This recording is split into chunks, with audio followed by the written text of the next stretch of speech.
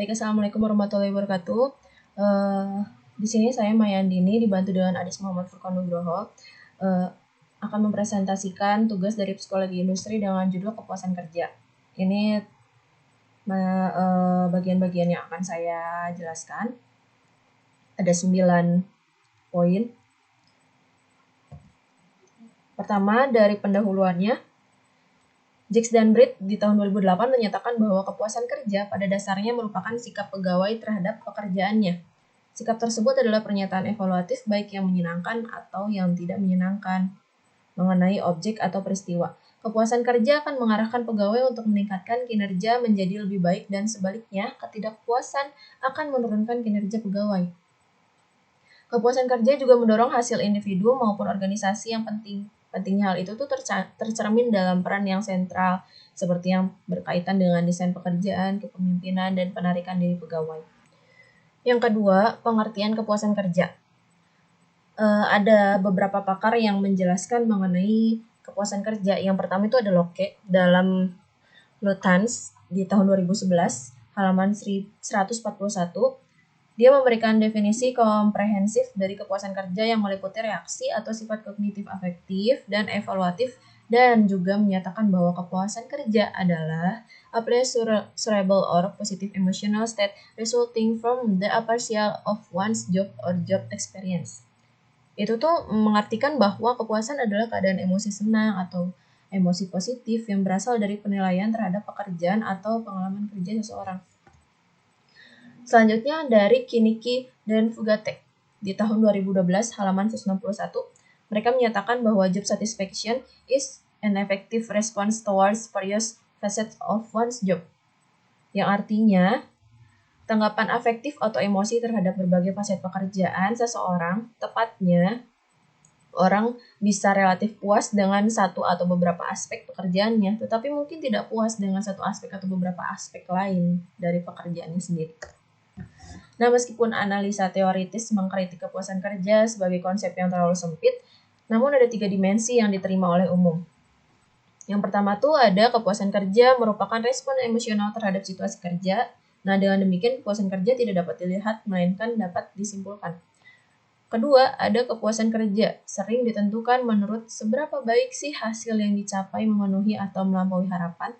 Yang ketiga, selama bertahun-tahun, 5 dimensi pekerjaan telah diidentifikasi menggambarkan karakteristik pekerjaan yang paling mengenal respon afektif, yaitu pekerjaan itu sendiri, gaji atau upah, peluang promosi, supervise atau pengawasan, dan rekan kerja. Itu menurut Lutyens di tahun 2011. Yang ketiga, penentu kepuasan kerja. Nah, ada sejumlah faktor yang mempengaruhi tingkat kepuasan kerja pegawai. Hal itu tuh mungkin tingkat gaji dari tunjangannya, persepsi rasa adil terhadap sistem promosi di dalam organisasi atau pekerjaan, kualitas kondisi kerja, kepemimpinan, dan hubungan sosial pekerjaan itu sendiri. Yang pertama, faktor-faktor yang dikemukakan oleh Dicen dan Pria. Di sini ada 3 poin. Yang pertama terkait dengan pegawai, termasuk usia, jenis kelamin, lamanya pengabdian, lokasi tempat kerja, dan pekerjaan itu sendiri. Yang kedua, terkait dengan organisasi, meliputi gaji, kesempatan promosi, rasa aman, serta pengawas. Yang terakhir ada dari pekerjaannya, kondisi kerjanya bagaimana, keterampilannya, hubungan dengan rekan kerja, lokasi tempat kerja, dan pekerjaannya itu sendiri. Yang kedua, faktornya itu dikemukakan oleh Kreitner dan Kiniki. Ya, ada 5 poin. Yang pertama itu need fulfillment atau pemenuhan kebutuhan. Yang kedua discrepancies atau perbedaan. Yang ketiga value attainment atau pencapaian nilai. Keempat equity atau keadilan. Dan terakhir ada disfunctional atau genetic components, komponen genetik. Yang terakhir itu determinan kepuasan kerjanya. Ini tuh ada kepribadian, nilai situasi kerja, kondisi kerja, pengaruh sosial seperti timnya atau efektif, kepemimpinan, dan budaya organisasi atau budaya tempat kerjanya itu sendiri. Nah, di sini ada teori kepuasan kerjanya. Ada banyak teori atau model kepuasan kerjanya sendiri. Nah, masing-masing tersebut tuh mempertimbangkan satu atau lebih penentuan utama kepuasan kerja. Contohnya kayak kepribadian, nilai, pekerjaan, situasi pekerjaan, dan pengaruh sosial. Dan secara merinci, secara pasti apa yang menyebabkan pegawai puas dengan pekerjaan dan yang lainnya tidak puas. Yang pertama ada metode faset pekerjaan. Metode faset kepuasan bekerja berfokus terutama pada faktor situasi kerja dengan menguraikannya menjadi unsur-unsur atau faset pekerjaan dan melihat seberapa puas pegawai dengan tiap-tiap faset itu menurut George dan Jones di tahun 2012. Model faset sangat bermanfaat karena itu mendorong pimpinan dan peneliti mengakui bahwa pekerjaan mempengaruhi pegawai dengan banyak cara. Akan tetapi, pemimpin yang menggunakan model ini untuk mengevaluasi dampak situasi kerja terhadap kepuasan kerja ini tuh harus selalu menyadari bahwa untuk pekerjaan tertentu mungkin mereka tuh nggak sengaja menghilangkan faset penting yang sangat mempengaruhi kepuasan kerja pegawai. Misalnya, sejauh mana suatu organisasi yang ramah keluarga merupakan aspek penting pekerjaan bagi banyak pegawai, berkaitan dengan semakin beragamnya tenaga kerja dan meningkatnya jumlah wanita yang bekerja, kebijakan dan manfaat organisasi ramah keluarga menjadi penting bagi semakin banyaknya pegawai. Yang kedua ada two-factor teori. Teori dua faktor Herzberg merupakan teori kepuasan kerja yang mengajukan bahwa satisfaction atau kepuasan dan dissatisfaction atau ketidakpuasan merupakan bagian dari kelompok variabel yang berbeda, yaitu motivator faktor dan hygiene faktor. Nah, teori dua faktor itu dikembangkan oleh Friedrich Herzberg dalam Gomez Mejia, D.B. Balkin, dan Errol Cardy di tahun 2012.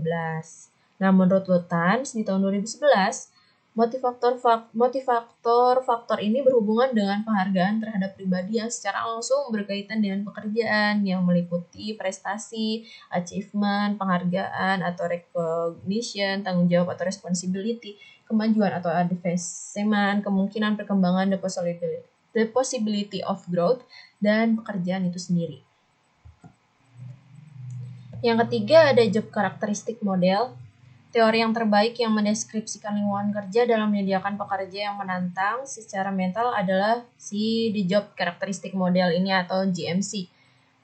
Teori ini secara lengkap dikemukakan oleh Hackman dan Oldham di tahun 1980 yang berfokus pada 5 karakteristik inti pekerjaan yang membuat pekerjaan itu menantang dan menyenangkan menurut Judge dan Klinger di tahun 2009 halaman 107. JMC menunjukkan bahwa ada pekerjaan mendapatkan hasil. Agar pekerjaan mendapatkan hasil yang diinginkan, pekerjaan harus memiliki dimensi-dimensi pekerjaan inti tertentu yang meliputi macam-macam keterampilan, identitas tugas, signifikasi tugas, otonomi, maupun umpan balik. Nah, jika dimensi inti itu ada dalam pekerjaan, diharapkan akan menciptakan 3 keadaan psikologi kritis yang meliputi perasaan berarti, tanggung jawab, serta pengetahuan terhadap hasilnya. Nah, ini bentuk mind map-nya. Sebelah kiri ada dimensi pekerjaan inti dari aneka keterampilan identitas tugas, signifikasi tugas, otomotif, dan umpan balik. Dari keadaan psikologi kritisnya ada perasaan berarti, tanggung jawab, pengetahuan terhadap hasil, kekuatan kebutuhan karyawan terhadap pertumbuhan dan hasil pribadi dan kerjanya itu, motivasi kerja internal, kinerja kualitas tinggi, kepuasan kerja tinggi, rendahnya pergantian, serta karyawan dan ketidakhadiran. Yang kelima, ada dampak kepuasan kerja. Menurut Kiniki dan Fugate di tahun 2012, serta Luthans 2011, Bisen dan Pria di tahun 2010, dan Robbins juga Judge di tahun 2013, mereka menyatakan bahwa kepuasan kerja itu berdampak kepada keterlibatan kerja, komitmen organisasi, perilaku warga organisasi atau organization citizenship behavior, sikap kerja yang positif, menurunkan konflik, kepuasan hidup, kepuasan pelanggan, menurunkan pergantian pegawai, penyakit jantung, stres, penarikan berpikir, ketidakhadiran, dan penyimpangan di tempat kerja. Maksudnya adalah, di sini ada poin-poinnya yang seperti yang tadi. Untuk yang kepuasan kerja terhadap kinerja, kepuasan kerja tinggi maka cenderung akan meningkatkan produktivitas karyawan. Ini tuh dilihat dari hasil penelitian bahwa tingkat pekerjaan yang tinggi mempengaruhi kuatnya hubungan antara kepuasan dengan produktivitas. Yang kedua ada kepuasan kerja terhadap motivasi. Ya, motivasi dipengaruhi kepuasan kerja. Yang ketiga, kepuasan kerja terhadap keterlibatan kerja. Keterlibatan kerja yang merupakan komponen engagement pegawai menggambarkan sejauh mana sih individu secara personal terlibat dengan peran pekerjaannya. Meta-analisis terhadap hasil dari 27.925 orang menunjukkan bahwa keterlibatan secara moderat berkorelasi dengan kepuasan kerja. Yang keempat, kepuasan kerja terhadap komitmen organisasi. Komitmen organisasi mencerminkan sejauh mana seorang individu mengidentifikasi dirinya dengan organisasi dan berkomitmen terhadap tujuannya. Yang kelima, kepuasan kerja terhadap produktivitas. Ada hubungan positif antara kepuasan kerja dan kinerja, tetapi tidak sebesar yang diduga orang bahwa pekerjaan yang bahagia juga pekerjaan yang produktif. Yang keenam, kepuasan kerja terhadap kepuasan pelanggan.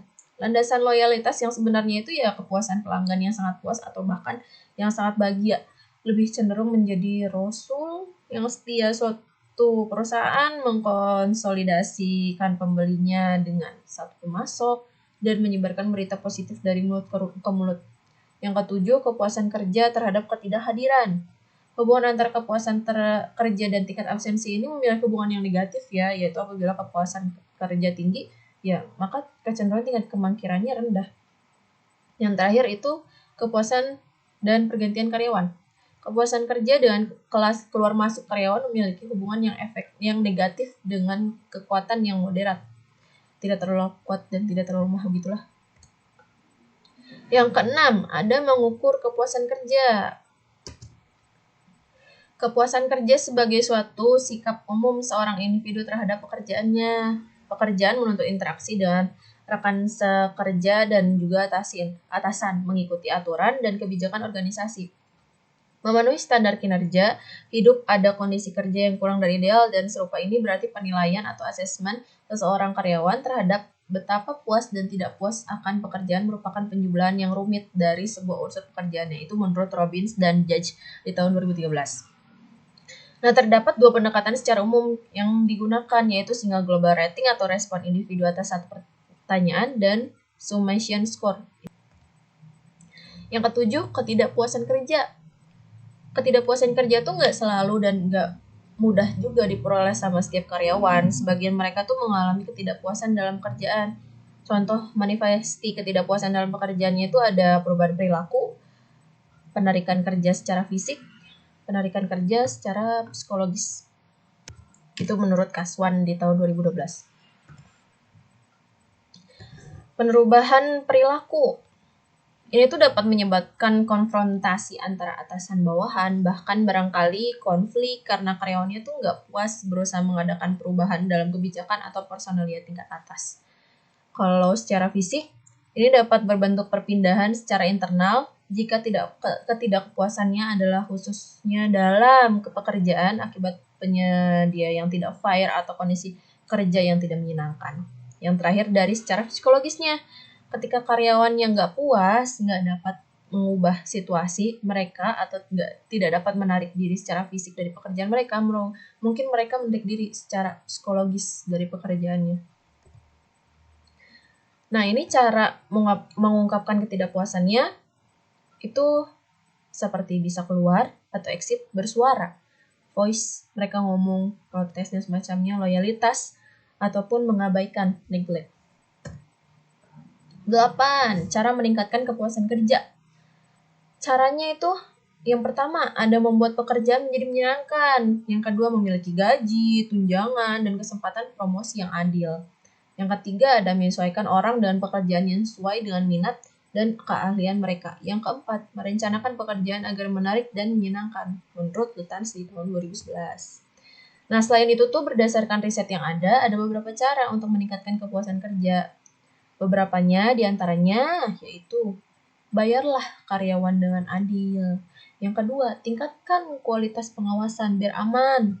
Yang ketiga, mendesentralisasikan kekuasaan organisasi atau pekerjaan. Yang keempat, sesuaikan orang dengan pekerjaan yang sesuai dengan minat mereka. Itu yang paling penting. Nah, poin-poin utama dari semua yang sudah saya jelaskan, di sini ada 6 poin. Yang pertama, setiap organisasi atau perusahaan ingin menghasilkan kinerja yang istimewa ditinjau dari perspektif finansial, pelanggan, dan proses bisnis internal. Yang kedua, 3 dimensi yang diterima oleh umumnya itu adalah kepuasan kerja merupakan respon emosional terhadap situasi kerja. Kepuasan kerja sering ditentukan menurut seberapa baik sih hasil yang dicapai memenuhi atau melampaui harapan. Yang ketiga, kepuasan kerja merepresentasikan beberapa sikap yang terkait. Ini udah saya jelaskan kan di awal. Lalu yang ketiga, beberapa faktor mempengaruhi tingkat kepuasan kerja pegawai itu mungkin tingkat gajinya dan tunjangan, persepsi rasa adil terhadap sistem promosi, kualitas kondisi kerja, kepemimpinan, dan hubungan sosial, serta pekerjaan itu sendiri. Kepuasan kerja berdampak pada lingkungan kerja, di luar lingkungan kerja, dan pekerjaannya itu sendiri. Yang kelima, kepuasan kerja itu sikap umum seorang individu terhadap pekerjaannya. Ya. Dan yang terakhir, kepuasan kerja bermanfaat dalam meningkatkan motivasi, mengurangi perasaan stres, meningkatkan komitmen organisasi, dan sebagainya. Selesai. Sekian dan terima kasih.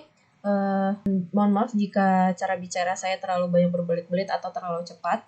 Terima kasih telah menyimak dengan baik. Assalamualaikum warahmatullahi wabarakatuh.